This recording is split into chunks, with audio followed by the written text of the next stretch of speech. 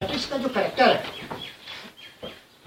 और कोई भी अच्छा आदमी अच्छा मैथमेटिशियन तब बनेगा जब उसके अंदर सोचने की, मनन करने की क्षमता ज़्यादा हो। यूँ तो ये बात हर सब्जेक्ट के लिए लागू है, लेकिन मैथमेटिक्स में यह बात विशेष रूप से आवश्यक है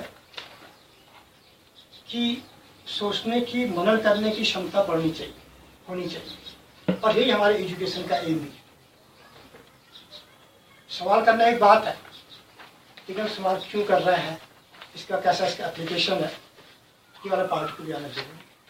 तो जितने मैथमेटिशियन रहे, जैसे गॉस को देखें, गॉस के फादर एक ये मैसन थे, राजमिस्त्री थे। तो वो भी, उसके पापा भी चाहते थे कि मेरा बेटा भी जो राजमिस्त्री बने, पत्थर का काम करे। लेकिन आप उसका दूसरा पक्ष देखें तो वो अपने पापा को देख रहा है काम करते हुए, तो बहुत चीजें वो बचपन में ही सीख जा रहा है कि स्टोन को कैसे काटा जा रहा है, कैसे मारा जा रहा है, उसकी मैपिंग हो रही, उसके दिमाग के अंदर सोचने की क्षमता डेवलप हो रही। उसके बाद कम चीजें हैं तो वो कम चीजों को उसका यूज मैक्सिमाइज कैसे किया जाए, वो चीज वो जान रहा है। तो ये मैथमेटिशियंस में एडवर्सिटी जो है, आपका मैथमेटिशियंस के लिए एडवर्सिटी जो है एक दिक्कत की चीज नहीं है, it is basically a boom. कि आपकी जब बचपन से सोचने की क्षमता बढ़ती जाएगी, किसी भी चीज का मिनिमम चीजों का जो मैक्सिमाइज यूज करने लग जाएंगे हम, तो इसका मतलब है कि भाई हमारा मैथमेटिकल एप्टीट्यूड बढ़ रहा है। और बड़े होके ये जो एक गुण हमारे अंदर आ गया, करेक्टर आ गया, वो करेक्टर हमेशा रहेगा।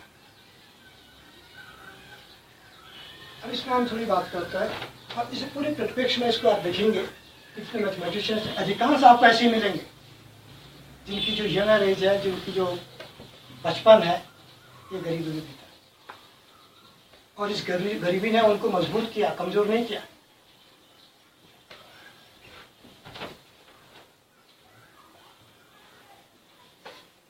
ये थेल्स है, और ये ग्रीक के मैथमेटिशियन रहे, ग्रीस के। और शुरुआत से अधिकांश लोग आप देखेंगे कि ग्रीक के मैथमेटिशियंस रहे शुरुआती तौर पर, और ये ग्रीक वाले भारत से प्रभावित रहे। काफी लोग भारत में भी आए, ग्रीस के लोग, और भारत की मैथमेटिक्स को अपने साथ ले गए, क्योंकि शुरुआती तौर पर जितने स्ट्रॉन्ग हम लोग मैथमेटिक्स में थे, भारत में होते हैं, काफी लोग हमारे देश के अंदर आए। तो ये जो थेल्स थे, इन्होंने जो काम किया कि भाई आप सोचे 624 BC पर बात चल रही है, 546 BC। अब आप हिसाब लगाइए कि उस वक्त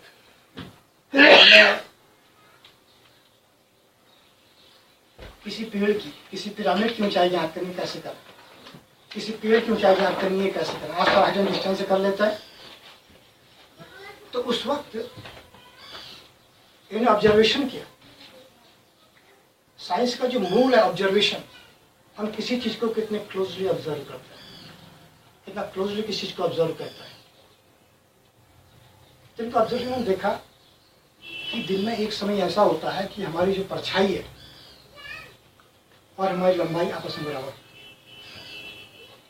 परछाई और लंबाई जो है किसी समय दिन में बराबर होती है। तो एक ऐसा समय है जब उस वक्त ये एंगल 45 और ये एंगल भी 45 होगा। एक समय दिन में ऐसा आएगा 12 बजे के टाइम में, या 1 बजे के टाइम में, या 2 बजे के टाइम में, कि उसने लंबाई जो इनमें नाप रखी है, और दिन में देख रहा है किस टाइम ये लंबाई मेरी बराबर आ रही है, यानी ये हाइट बराबर ये लंबाई हो गई, जमीन की परछाई बराबर हाइट हो गई एक टाइम में। रोज होता है ऐसा। तो उसने उस टाइम में, ठीक बाई द वे मान लें ये 1 बजे का टाइम है, तो उसने 1 बजे उस पेड़ की या उस पिरामिड की ऊंचाई निकाली, उस पिरामिड की परछाई को देखा उसने, ये परछाई कितनी लंबी आती है, और उस लंबाई को उसने नाप दिया, और उसने कहा कि इस पिरामिड की जो ऊंचाई होगी या पेड़ की जो ऊंचाई होगी वो इतनी फीट है। उसकी ऑब्जर्वेशन की बात थी, ये थी उसने शुरुआत में किया। और अभी भी आप देखें किसी आदमी की अगर लंबाई आपको देखनी है, करीब करीब लंबाई हर आदमी की, उसके दोनों हाथ को आप डालेंगे, जितना ऐसा फैलाएंगे उतनी उसकी लंबाई। आप करके देख सकते हैं।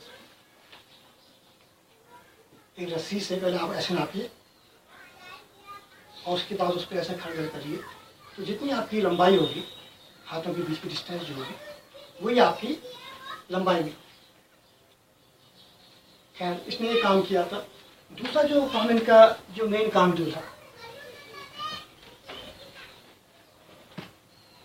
ये पूरा वाक्य इनका जो है अनुभवजनित है, एक्सपीरियंस पर, ऑब्जर्वेशंस पर। इन्होंने जैसे दूर से अगर कोई समुद्र में दूर से कहीं जहाज आ रहा है, अगर उसकी डिस्टेंस निकालनी है उस जहाज, या कोई शत्रु का जहाज आ रहा है, कितना दूरी पर और ज्ञात करना है, उसके लिए भी इन्होंने अपने प्रमेय का इस्तेमाल किया। इसे कहते हैं थेल्स थ्योरम। अब ये कैसे इस्तेमाल किया? इस्तेमाल करने में उन्होंने 3 लठियां दी, जैसे एक डंडा और एक डंडा, 3 डंडे की।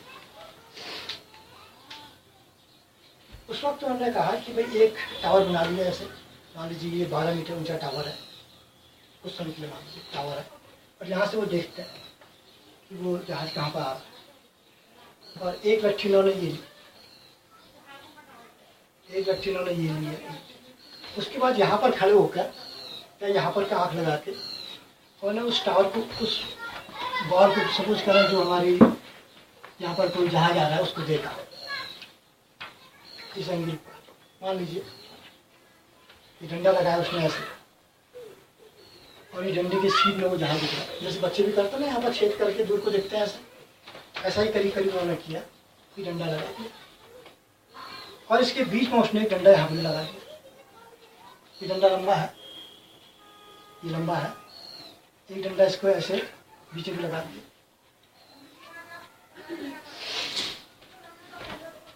फिर उन्होंने क्या करा कि भाई ये थेल्स थ्योरम के हिसाब से और ये बट्टे ये बराबर इस छोटे ट्रायंगल, इसका ये डिस्टेंस अपॉन ये डिस्टेंस कर लें। अब जो प्रश्न थ्योरम क्या कहती है, ये अपॉन ये बराबर इसके बड़े का ये भुजा अपॉन इस छोटे का ये थ्योरम है। थेल्स थ्योरम जो बच्चे मैथ्स समझ रहे होंगे, थेल्स थ्योरम इससे मैथ्स के बच्चे हैं।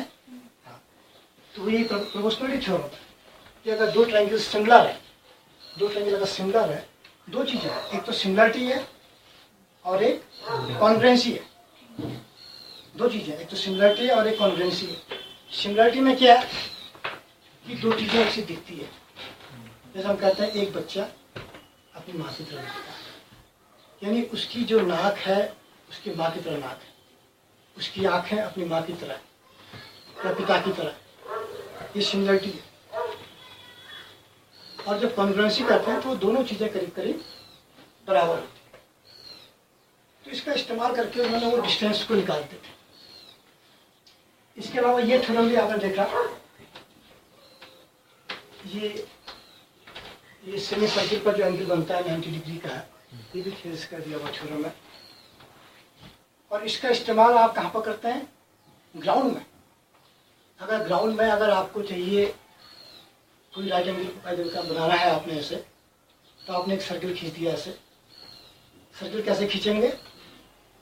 एक खूंटी गाड़ी, उसमें डोरी लगाई और फिर उसको यहाँ घुमा दिया, और उस पर आप 2 लेके ऐसे, ये डायमीटर तो आप लगाएंगे यहाँ पर को डी जैसा बनाते हैं, यहाँ से किसी को मिला दीजिए, वो सब जगह 90 होगा, जो आपको चाहिएगा वो 90।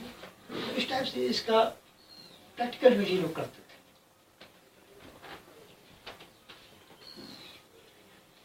इसके बाद आपके 570 से 495 बीसी के बीच में पाइथागोरस है।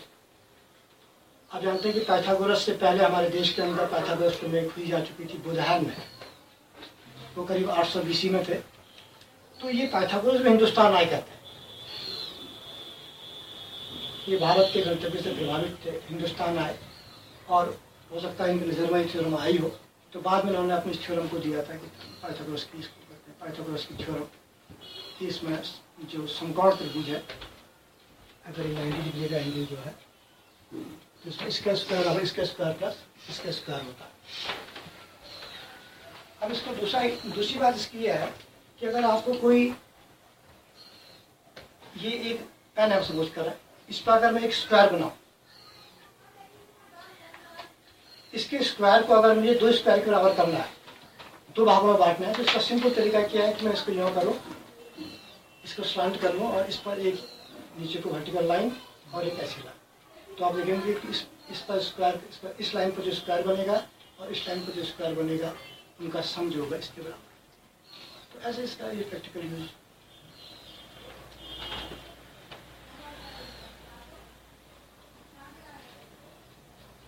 और ये यूक्लिड भी देखिए, ये भी ग्रीस के, इन्होंने मैथमेटिक्स के क्षेत्र में, ज्योमेट्री के क्षेत्र में इनका बहुत ही काम है। इनकी जो लिखित पुस्तक है द एलिमेंट, इस पर उन्होंने छोटी छोटी बातें लिखी, रेखा कैसे होगी, किरण कैसे होगी, बिंदु क्या होगा। बिंदु की डेफिनेशन आप बच्चे जानते हैं ना क्या होती है? और मैथ्स का बच्चा कौन है? मैथ्स वाला कोई है? हाँ बताओ, पॉइंट की डेफिनेशन कैसे होगी? पॉइंट को कैसे डिस्क्राइब करेंगे? हाँ कोई बात बोलो बेटा, गलत होना कोई बुरी बात नहीं है। मैथमेटिक्स के बच्चों को पहली बात तो 2 चीज़ें ध्यान रखनी चाहिए। पहली बात है कि उसको गलत से तो घुसाना ही नहीं, गलत करना उसका अधिकार है। जैसे फिजिक्स केमिस्ट्री के लोगों के पास तो मैथ्स होती है, उसका यूज करता है। मैथ्स वालों को उससे आगे सोचना पड़ता है,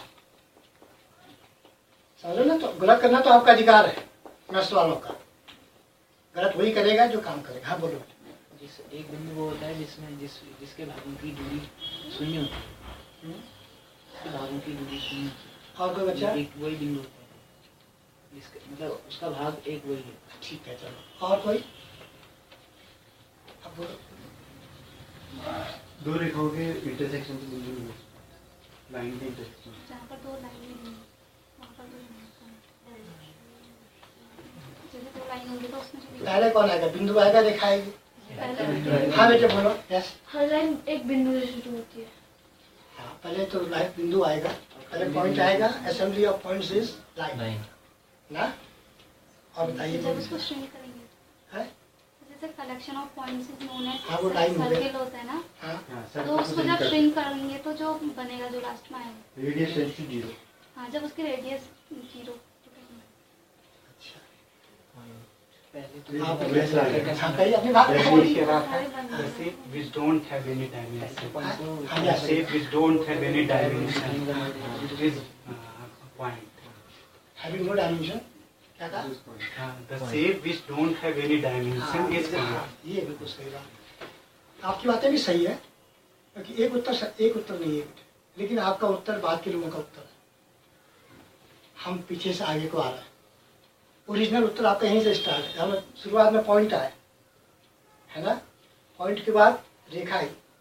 रेखा क्या होगी? आपकी लाइन क्या होगी? कम से कम 2 पॉइंट को मिलाने वाली रेखा। हमेशा 2 पॉइंट को मिलाने पर रेखा बनेगी, 2 या 2 से ज़्यादा पॉइंट को मिलाने पर रेखा बनेगी। आपने कहा अब पॉइंट क्या हुआ?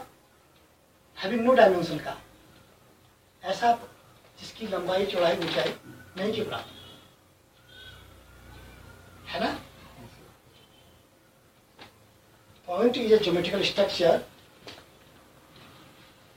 having no dimension. लंबाई equals 0, चौड़ाई tends to 0 and ऊंचाई tends to 0। ठीक है ना। उसे पॉइंट कर रहे हैं, यानी ये बहुत ही छोटा है, बहुत ही extremely small, extremely small point कर रहे हैं। ये तो है। अब मैं आपको दूसरा फ्रेम बताता हूँ इस पॉइंट का। अब ये पॉइंट जो है, ये कब पॉइंट है? जब हम नंगी आंखों से देख रहे हैं इसको। अगर आप इसको माइक्रोस्कोप से देखोगे ना तो आपको इतना बड़ा दिखेगा। आप देख रहे हैं बेटा, इसको अगर आप नंगी आंखों से, तब तो ये पॉइंट है, लेकिन अगर आप माइक्रोस्कोप से देखेंगे इसको तो आपको बहुत बड़ा दिखेगा, तब ये पॉइंट है। तो फ्रेम ऑफ रेफरेंस बड़ा इंपॉर्टेंट है। फ्रेम ऑफ रेफरेंस, आप कौन सी बात कहाँ बैठ के कर रहे हैं। जैसे बाय द वे, मैंने आपसे कहा कि यहाँ से हल्द्वानी,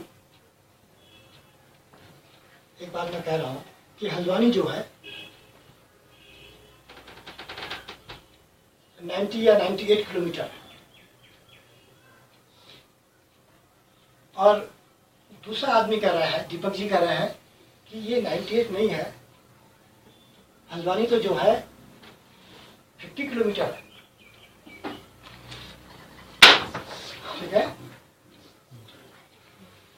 मैंने कहा कि हल्द्वानी 98 किलोमीटर है, दीपक जी ने कहा कि हल्द्वानी जो है 50 किलोमीटर। तो कौन सी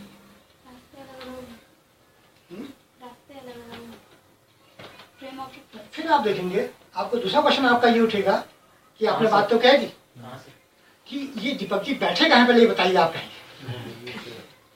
अगर ये गर्म पानी में बैठे तब तो ठीक है, ठीक है, अगर अल्मोड़े से कह रहे हैं तभी गलत है। तो फ्रेम ऑफ रेफरेंस, जैसे आप कहते हैं कि पानी 100 डिग्री सेल्सियस पर उबलता है, राइट बात है, लेकिन कब? जब आपका एटमॉस्फेरिक प्रेशर 1 न्यूटन पर मीटर स्क्वायर,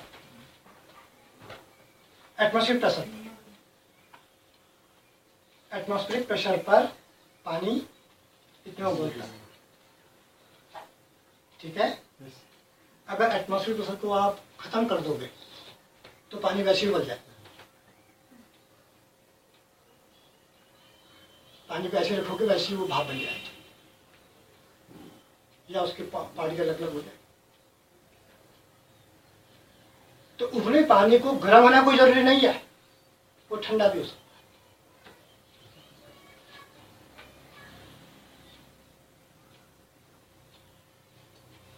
ठीक है, तो फ्रेम ऑफ रेफरेंस, तो मैथमेटिक्स जब आप साइंस को पढ़ते हैं ना,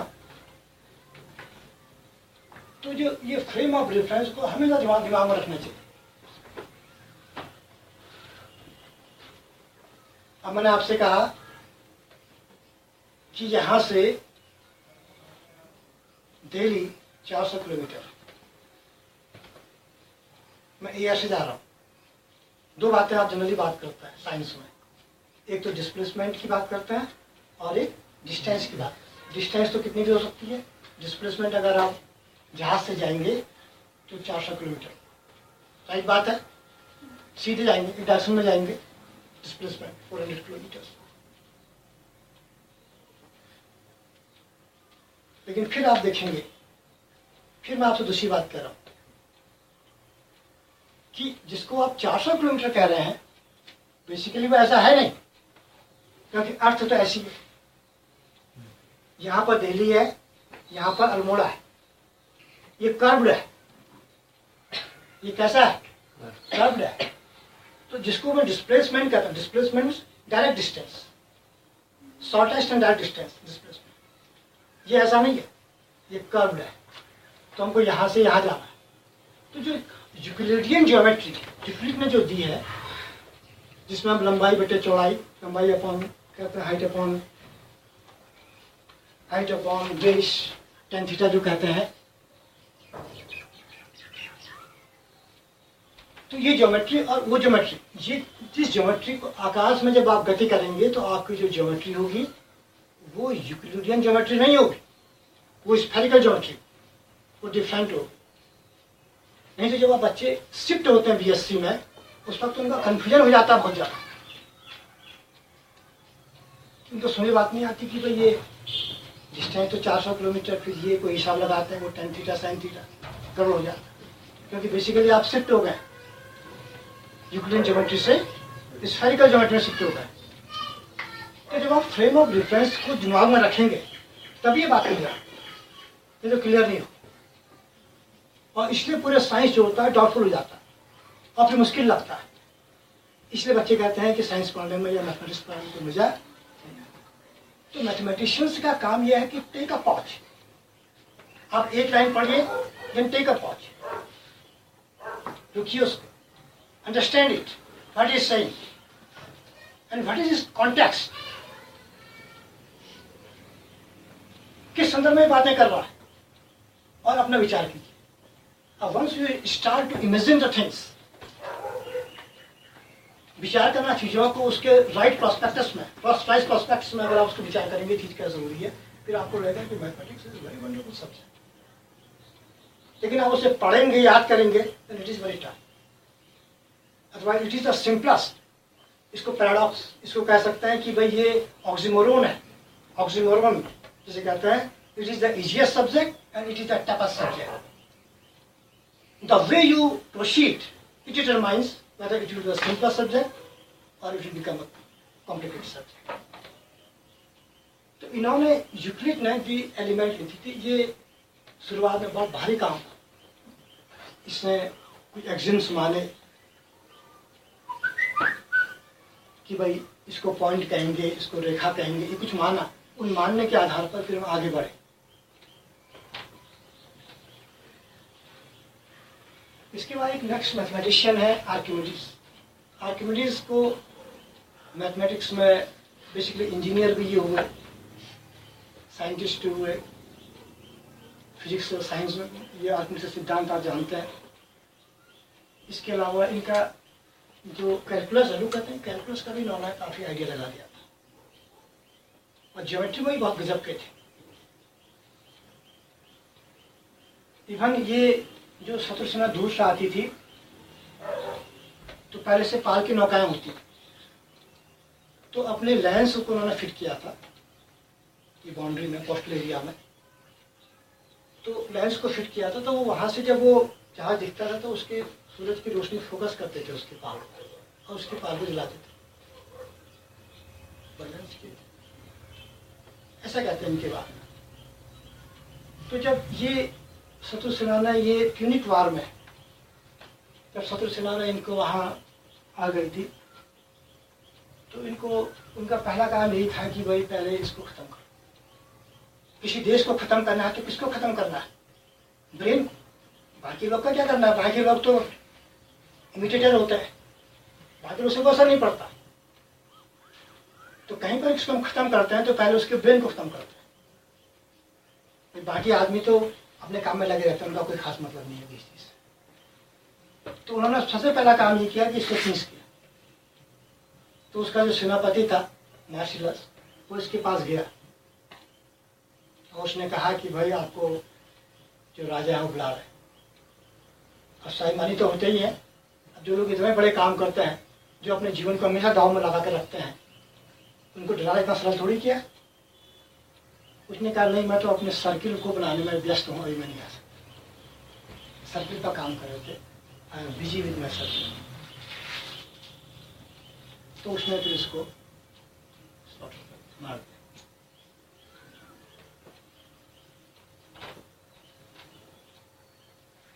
ये अल्फाजमी के बाद हमने पिछले बार भी देखा। अल्फाजमी फिर ये वहाँ के थे, ये बगदाद के। और हमारे हिंदुस्तान के जीरो को विदेश तक ले जाने का जो श्रेय है, हिंदू मैथमेटिक्स में उन्होंने किताब लिखी, उसमें अपने विचार भी उन्होंने लिखे थे। और फिर इनसे होते हुए फिर ये बाद में अल्फाजमी के बाद उनके पास ये जो फेबोनिची था, जो अफ्रीका आए थे, उन्होंने ये किताबों को पढ़ा, इनकी लिखी किताब को पढ़ा। और इटली के लोग क्योंकि बैंकिंग सिस्टम पर ज़्यादा काम करें, अच्छा वहाँ का डेवलपमेंट था, तो उनको मैथमेटिक्स की आवश्यकता थी। और जब हिंदू मैथमेटिक्स डेसिमल सिस्टम है और ये जीरो वहाँ पहुँचा, तो उन्होंने उसको हाथों हाथ लिया। और उसके बाद पूरे बैंक सिस्टम से लेकर हर जगह ये किताब थी, Libre अवाशी, book of calculus.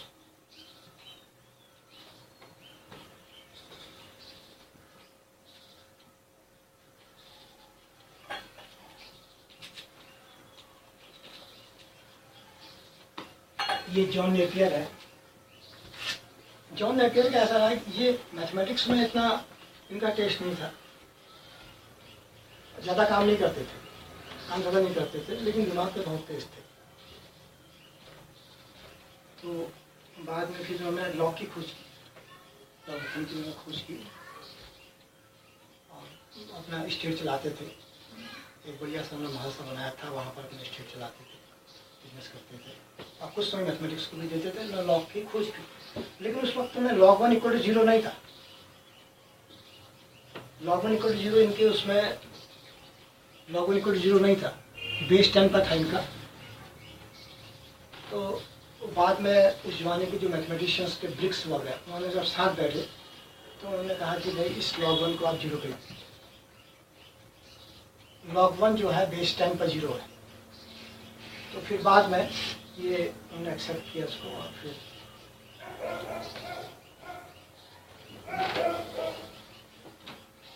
Napier में एक चीज और, ये आपके नेपियर गोल कहते हैं इसको, नेपियर गोल के नाम से फेमस है। ये गुणा करने के तरीके कहिए या गिनती के तरीके, पहाड़ी टेबल्स।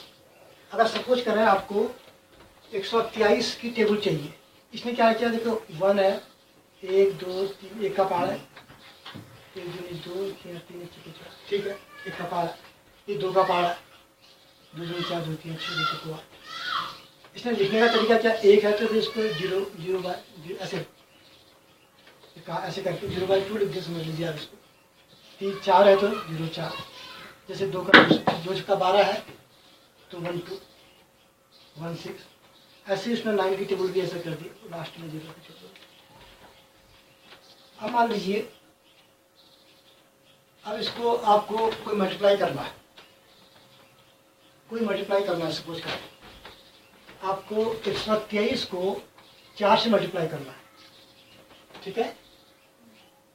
नेपियर बोन का मतलब इसमें ये था कि उस वक्त जो इन्होंने ये बनाए थे वो ऐसे बनाए थे कि ये हाथी दांत के थे, आइवरी के थे, तो इसको नेपियर बोन के नाम से नेपियर ने बनाया था, नेपियर बोन्स के नाम से ये फेमस रहे। तो 1 2 3 का मल्टीप्लाई अगर आप तो 3 से करना है तो यहीं तक देखिए, आप इसको लीजिए, इस पोर्शन तो 9 कितना आएगा इसका, 9 0 + 6 6, 0 + 3 3, तो 3 6 9 उत्तर आएगा। 1 2 3 × 3 = 3 6 9। अगर सपोज करें आपको 1 2 3 4 1234 को 4 से मल्टीप्लाई करना है, 5 से मल्टीप्लाई करना है सपोज करें, तो कितना आएगा 0 5 2 7, पहले में 0 आएगा, फिर 7 आएगा, फिर 1 आएगा, फिर 6 आएगा। मान लीजिए आपको, अब बताइए तो मुझे 1 2 3 को आपको, अब ये 1 2 3 4 5 को अगर करना चाहते हैं, इसको अगर आप इतने से गुणा करना चाहते हैं, लास्ट 9 से गुणा करना था, कितना आएगा 5, फिर 9 0 साथ ही में 10 11 1, और 10 11 फिर 1 11। इस टाइप से इसने इनको मल्टीप्लाई, नेपियर बोन के नाम से ये फेमस है। छोटी क्लास में इसको सिखाते भी जैसे बच्चों को आदत करने। ये रेने डेकार्ट जो थे ये फ्रेंच मैथमेटिशियन, और इनका जो सबसे बड़ा कंट्रीब्यूशन है कि नेगेटिव नंबर्स को सही से एक्सप्लेन करने का, क्योंकि पहले लोग कहते थे कि भाई नेगेटिव नंबर की आवश्यकता ही क्या है, नेगेटिव नंबर की क्या आवश्यकता कहते थे। वो ये कहते थे कि भाई पेड़ में 4 आम होंगे, 3 आम होंगे, 2 आम होंगे, 1 आम होंगे, या फिर 0 आम होंगे, इसके बाद नेगेटिव का कोई सेंस नहीं है। वो ऐसा कहते हैं आपके पास 4 रुपये होंगे, 3 होंगे, 1 रुपया होगा, या फिर नहीं होगा, तो नेगेटिव की आवश्यकता ही नहीं थी। लेकिन बाद में धीरे धीरे जैसे फेबोनिची ने कहा कि भाई नेगेटिव नंबर को आपने किसी को कर्ज दिया, ऐसे यूज किया, लेकिन उसका फिर भी लोग के दिमाग में बात नहीं है, वो बड़ा लिमिटेड उसका यूज था। तो Rene Descartes was the first person who used negative numbers beautifully. उसने कोऑर्डिनेट सिस्टम बनाया, उसने कहा कि ये पॉइंट जैसे 1 2 और ये ऊपर को 1 2 3, इसके कोऑर्डिनेट क्या होंगे 2 और 3। अगर आप यहाँ जाएंगे तो कितने जाएंगे 1 2 -3, यहाँ को पॉजिटिव है तो यहाँ को निगेटिव है, ऊपर को पॉजिटिव है तो नीचे को, ऐसे यहीं को क्या इसने 1 2 3 4 4 -4 और नीचे को -5, जैसे कोऑर्डिनेट कितना तो -4 -5। तो ये पहला टाइम था कि निगेटिव नंबर को इतने बढ़िया तरीके से समझा जा रहा था। नहीं तो पहले से लोग कैसे बोलते थे, भाई मिस्टर एक्स कहाँ रहते हो? उसने कहा मैं 2 किलोमीटर दूर रहता हूँ यहाँ से। और मिस्टर वाई तुम कहाँ रहते हो? उसने कहा मैं भी 2 किलोमीटर दूर रहता हूँ। मिस्टर जेड तुम कहाँ रहते हो? उसने भी कहा 2 किलोमीटर। तो कंफ्यूजन हो गया, क्या ये साथ रहते हैं? तो वो डायरेक्शन की जो बात थी, वो वाली जो बात थी, उसको इसने सॉर्ट आउट किया। उसने कहा कि भाई मैं अगर इस पॉइंट को फ्रेम रेफरेंस माना जाए तो मैं यहाँ से उत्तर की ओर को इतना दूर रहता हूँ, मैं दक्षिण की ओर को इतना रहता हूँ, मैं पूर्व की ओर को इतना रहता हूँ, और मैं पश्चिम की ओर को 2 किलोमीटर रहता हूँ। तो थोड़ी बात क्लियर है। तो ये कार्टेशियन कोऑर्डिनेट सिस्टम जो है, जो डेकार्ट ने दिया, ये पहला वाकया था कि हम नेगेटिव नंबर्स का उपयोग कर पाए और उसको सही रूप में पेश भी कर पाए और हर जगह पेश कर पाए। उसके बाद आप देखिए कि 3D में आप जब जाते हैं वहां पर भी आपको सेम चीज है।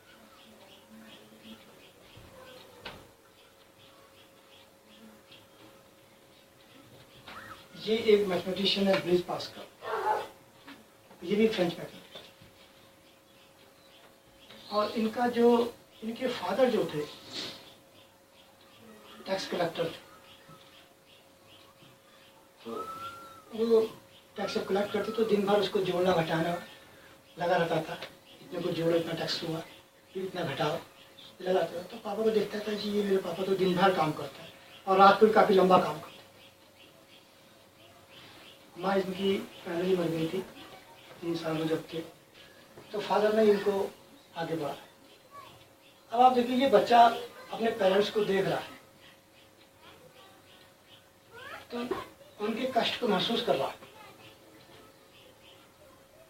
और उसको महसूस उसके बच्चे के दिमाग में बात आ रही है कि मैं अपने पापा के लिए कैलकुलेटर बनाऊंगा। तो इसने 3 साल के अंदर कहते हैं कि कैलकुलेटर तैयार कर लिया। 3 साल में उसने मेहनत करी पास करना, तो इसने एक मैकेनिकल कैलकुलेटर बनाया जिसमें जोड़ना और घटाना हो जाता है। ये बात अलग है कि वो कैलकुलेटर जो बना महंगा बना, लेकिन महत्वपूर्ण बात यह है कि ये बनाने में कामयाब हुए। वो एक मैकेनिकल कंप्यूटर, तो इसकी जो लॉजिकल रीजनिंग थी ये पढ़ रही थी।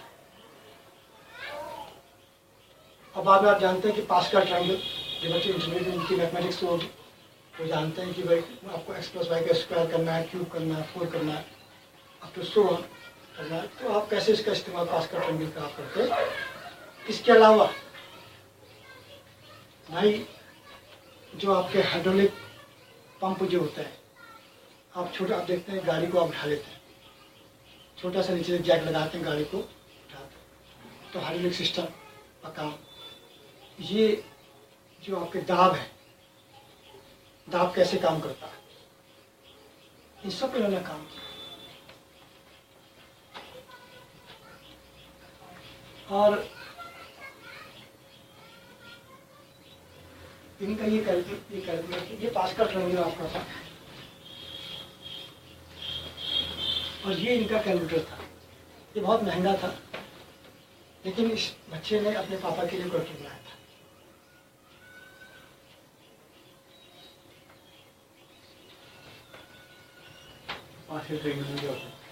पास्कल ट्रायंगल में जैसा आपको सपोज करा, मैंने ये एक लिखा शुरुआत में, अब 1 और 1 2 शुरुआत में, फिर 1 1 लिख दिया। फिर क्या देखो 1 और 2, पहले 1 1 लिखा ऐसे, फिर 1 और 2 3 के बीच में, 2 और 1 3, फिर 1, फिर यहाँ देखिए 1 3 और 1 4, 3 और 3 6, 3 और 1 4, फिर 1 और सो। अगर सपोज करें आपको x + y की पावर 1 चाहिए, तो x की पावर 1 + y की पावर 1, x + 1 स्क्वायर चाहिए तो x स्क्वायर। अब x की घात 1 कम करेंगे, x × x की घात 1 कम, 2 से कम कितनी हो गई, 1 घात बची 1, और फिर y, कुल घात तो 2 ही 20 की, 2, लेकिन इसका गुणांक जो होगा ये 2 यहाँ पर आएगा, और फिर y स्क्वायर। क्यूब करना है तो x³ + x स्क्वायर y, फिर xy स्क्वायर, फिर y³। लेकिन ये गुणांक कैसा आएंगे इसके, x³ में कितना आएगा 1 लगेगा, x स्क्वायर y में 3 लगेगा, XY² में 3 लगेगा Y³। इस टाइप से आप किसी भी पावर के लिए इसको एक्सपेंड कर सकते हैं। अब बाद में यही थ्योरम आपकी बाइनोमियल थ्योरम कहलाती है।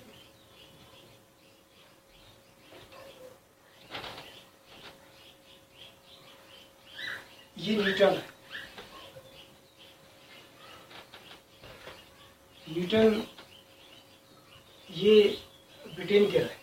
अभी हम देखा कि अधिकांश का आपको पहले ग्रीक के मिले, ग्रीस के मिले, फिर फ्रेंच, ये ब्रिटेन के। अब गणितज्ञों में एक कंट्री और बड़ी फेमस है, वह है जर्मनी। तो खैर इनको देखिए, न्यूटन को देखिए। न्यूटन का जो माँ थी, फादर जो थे पहले एक्सपायर हो गए, इसके जन्म से पहले एक्सपायर हो गए। लैंडलॉर्ड थे वो, किसान थे, किसानी करते थे।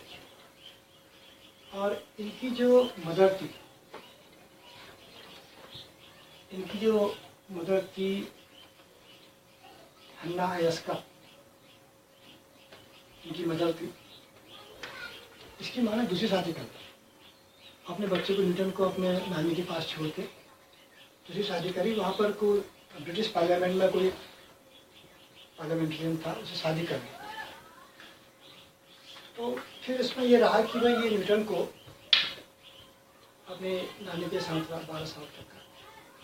और फिर जब उसका हस्बैंड एक्सपायर हो गया, तो पार्लियामेंट था, तो उसके बाद दोबारा आई, तब फिर ये अपनी माँ के पास रहा। तो इसको ऐसा इसके दिमाग में कंसेप्ट आया अपनी माँ को देख कर कि इसने तो कभी शादी नहीं करनी चाहिए। तो उसके दिमाग में वही इंप्रेशन पड़ गया। आचरण की सभ्यता रहती है हमेशा, उसने शादी नहीं करी बच्चे से। और न्यूटन फिर अपनी जब बुढ़ा हो गया तो वो उसकी जो भतीजी थी कैथरीन, उसके साथ रहती। और फिर 84 साल में उनकी डेथ हो गई। एब्डोमेन डैमेज हुआ था उनका, डेथ हो गई। और न्यूटन के बारे में कहा जाता है कि ये एक ऐसा आदमी था जिसने अपने पैसे का सदुपयोग किया। जैसे जैसे ये बुजुर्ग हुए तो मैथमेटिक्स के क्षेत्र में, साइंस के क्षेत्र में इनका बहुत नाम रहा। अथाह पैसा इनके पास था, लेकिन वो इस बात के लिए भी याद किए जाते हैं कि उन्होंने अपने पैसे का बहुत ही सदुपयोग किया, बर्बाद नहीं किया उसे, और सही जगह पर उस पैसे को नहीं लगाया। तो न्यूटन बचपन में आप देखें कि भाई, इसके बाद जब ये बड़े हुए तो इनके चाचा ने कहा कि इनको जरा बाहर भेजते हैं पढ़ाई करने के लिए। किसानी नहीं कर पा रहे थे सही तरीके से, बाहर पढ़ने कैम्ब्रिज में गए। और फिर कैम्ब्रिज में यद्यपि स्कोर बहुत अच्छा नहीं किया उन्होंने अपने उसमें, लेकिन ये ओरिजिनल थिंकर बनने लगे थे। इनके टीचर्स इनसे बड़े प्रभावित करते थे, तो इनको फिर स्कॉलरशिप भी मिली वहाँ पर। और उस बीच वहाँ पर प्लेग फैला और ये उस दरमियान अपने घर आ गए 16-18 महीने के लिए।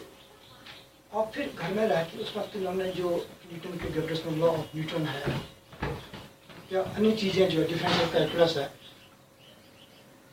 डिफरेंशियल कैलकुलस की खोज का श्रेय न्यूटन को ही जाता है। तो ये जो चीज़ें हैं इन्होंने वहाँ पर को सोची। वो 18 महीने में उन्होंने बहुत सोचा, और ये सोचने के फलस्वरूप आप देखते हैं कि न्यूटन के नाम में बहुत सी चीज़ें हैं।